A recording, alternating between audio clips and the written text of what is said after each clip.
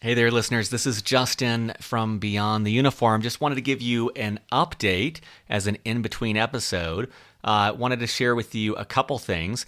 Did a career transition recently, and it's been a while since my 100th episode, in which I shared my own story of career transitioning. And I wanted to talk through what my own career transition has looked like. My intention in doing that is, first of all, just because you know a lot about me, and so you might as well know what's going on in my life. But second of all, I know I spend so much time talking to other people about their own career transition. I wanted to be open and authentic about how I've approached two different transitions in the last year and a half. And then lastly, at the end, I'd love to talk about, based on the transition, what's going to be going on with me at Beyond the Uniform and some exciting things that are in the works, half-baked and not fully developed. But if that's of interest to you, this is a good episode for you. And so the other thing I just wanted to call out as well is, if you haven't listened to episode 180, I talked to Andy Chan about career advice. He was my old career advisor back at Stanford Business School. And he said, and this was a quote I pulled from his interview, he said, "You get out of the job search process what you put into it. This process is an investment in yourself, and you go at it really hard the first time. If you go at it really hard the first time, it will be easier the next time you want to do it. If you do it the right way the first time, you'll probably do it right the next time." And why I think that that's relevant is that at this point, I'm 12 years out of the military. I did my career transition to business school. I did my business school transition at first thinking of consulting, and then into startups. And I've had more civilian work experience at this point, twice as much more than I did in the military. And so hopefully in my story you realize that for those of you on active duty, this transition is the first of many. For those of you who have been out for a while, to know that, just as a reminder, we're all constantly going through transitions. It's something that we're all in together, and so hopefully you don't feel alone in that at all. So let me start with kind of the job situation I was in a year ago, and then I'll talk about the job situation I'm in currently, and then we'll talk about what's ahead for Beyond the Uniform. So about little over a year ago, maybe a year and a half ago, as many as you know, I went to business school at Stanford, afterwards raised about $3 million for a technology startup called Storybox. And so a year and a half ago, I was about 10 years in, or eight years into that journey. And reached the conclusion that I after 8 years, wanted to do something new. I was fortunate and able to keep the business running without me directly involved on a day-to-day basis. But I knew that I wanted growth. I wanted growth and challenge and something new. And I came to that decision through working with an executive coach. It was over the course of months. There was a lot of reluctance for me. There was a lot of feeling of failure. A lot of shame around that. I think I went into the startup world for excitement. I think that I honestly stayed in it for the thought of extreme wealth. And when I had visions of selling the company for hundreds of millions of dollars, anything besides that I started to view as failure. And so I think for me, that first career journey was about being honest that I was very burnt out on the company, being honest that that while I hadn't achieved what I wanted for the company, there were still things to be proud of and things that I had learned that I was grateful for. And so I started to look around. I started to do a lot of consulting. I started to do a lot of different projects. And through networking, actually, this is wild. I met with an Air Force Academy grad here in Denver. And that, through a series of a dozen more meetings, led to one of the two job options that I was considering. So it basically, to cut to the chase, it boiled down between one of my friends from Stanford invited me to be CEO of a company that he had started. It was in the security space. It was facial recognition technology for videos, so very high tech.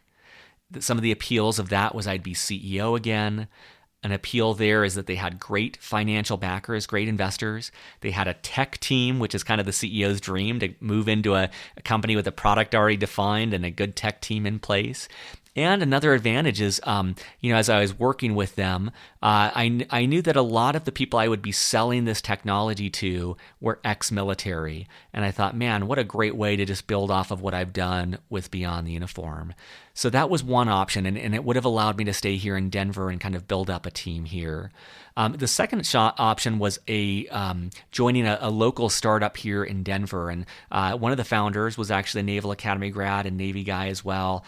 Two co-founders, really bright guys. They'd been working on the idea for a year. They'd already raised $1 million in funding, and they wanted me to join to go on to raise more funding. And so I ended up taking that job.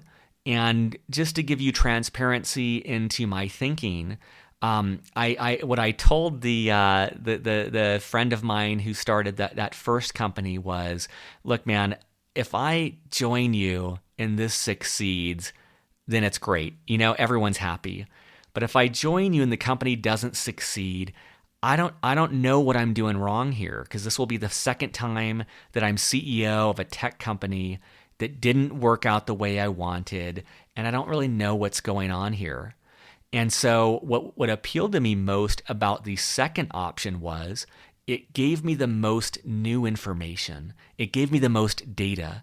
I would learn, do I like working in an in-person office environment, which I hadn't worked in a couple of years. I've been working remotely. It would mean that I wasn't CEO for the first time in 8 years. I wasn't the primary decision maker. It would mean that I wouldn't own product. I had been running our product for 8 years at Storybox, but in my capacity as Chief Revenue Officer, I'd be focused exclusively on sales and marketing. I wouldn't have to worry about that. And it would give me the chance to not be the founder, to not be emotionally intertwined with the success or failure of the business. And so a lot of my motivation in making that leap was, let me get more data and more information. And I spoke with the former dean at Stanford Business School, who's a friend of mine, and ran this decision by him. I ran the decision by many friends. And his advice was, he said, you know what, Justin, you're going to learn just as much about what you did right at Storybox as you do about what you did wrong at Storybox. And those words were definitely true. I think that the year at this other startup gave me even more confidence to see how capable I am to start and run a company, to see how many things I did right at Storybox where the market or the product weren't the right fit, but the way that I approached the company, the way that I approached leading a team, the way that I approached sales, the way that I approached a variety of things was the right thing. And so that was a great part of that experience. And it was a great part of the experience was getting that new data, learning about myself, switching my environment to something dramatically different than I had before, and then trying to pay attention to how I felt about that. And so over the last year, there were good things and bad things about the experience, but I started to learn something about myself. And I would say, in so many of the interviews I do with veterans, they always talk about self-knowledge. And here I am 10 years out, having done 250 interviews, thinking I know what I want, and maybe not as much learning something new about what I want, but more of realizing that what I want changed. And I would say a big component for me in my own personal journey was honesty with myself. I would say the biggest two things were honesty and alignment. And I'll give you specific examples. And so one of the things that I realized was I really prize autonomy, independence, and control. I like to be able to work on what I want to work on, when I want to work on it, where I want to work on it. I started to think back in my time at Storybox where my wife and I were both working remotely. And we were able to work in Steamboat Springs, Colorado for 6 weeks over the summer. And it was so energizing to wake up, go for a bike ride, work. It was just really incredible having that ability. And on the control piece, I really started to realize how much I like to be efficient. And one way for me to be efficient is, hey, if I want to go skiing on a Wednesday to beat the rush, great, I'll ski on a Wednesday and I'll work on a Saturday. It doesn't make a difference to me. Or I'll go to the grocery store at 11 a.m. on a Tuesday because it's not crowded, and I'll work later. And just realizing that I have the discipline to work, but I also have the efficiency to know when to work. And also a big component of that is being able to pay attention to how I feel, of what am I energized to work on in this moment. And another recognition around alignment is realizing, I just had a baby, a 5-week-old Bodhi Matthew Nasiri, and realizing he's going to be in school in a couple years, and we're not going to have that flexibility. So why not take that leap right now to enjoy that autonomy and independence? And then the other part of that is variety, realizing how much I enjoy variety. That's one of the reasons I love Beyond the Uniform, how meaningful this is in my life, because it's a different way to creatively